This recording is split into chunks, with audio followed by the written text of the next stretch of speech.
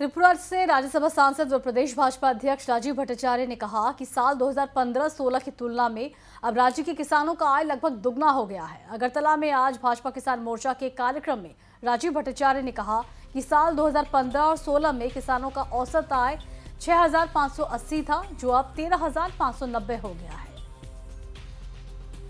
Agriculture প্রোডাক্টকে হাতিয়ার করে এই রাজ্যেও বেকার যুবক যুবতীদের যে ক্যারিয়ার নির্মাণ করা যায় না তার নিদর্শন আমাদের এই ত্রিপুরা রাজ্যে রেখেছে।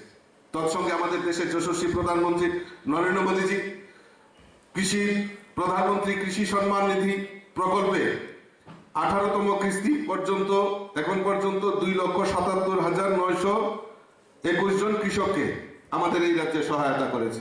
আরো একটা আত্মবিশ্বাস এসেছে যে না আমাদের উৎপাদিত সামগ্রী আমরা আমাদের সহায়ক মূল্যে আমাদের রাজ্য সরকার সেখানে ক্রয় করবে।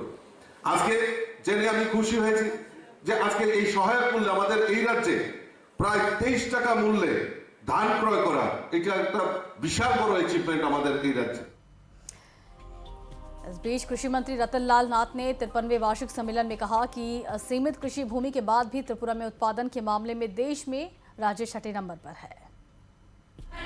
আমাদের রাজ্যে জমির পরিমাণ এত কম, কৃষি জমির পরিমাণ এত কম, সেই জায়গায় আমাদের দপ্তর, আমাদের বিভিন্ন অফিসার থেকে আরম্ভ করে যারা বিভিন্ন দপ্তরের কর্মচারীরা রয়েছে তাদের সাথে আলোচনা করে আধুনিক পদ্ধতিতে এবং বিজ্ঞান ভিত্তিক আমরা চাষের চেষ্টা করছি। আমরা পাম অয়েলের খুব আমরা ভবিষ্যৎ দেখছি।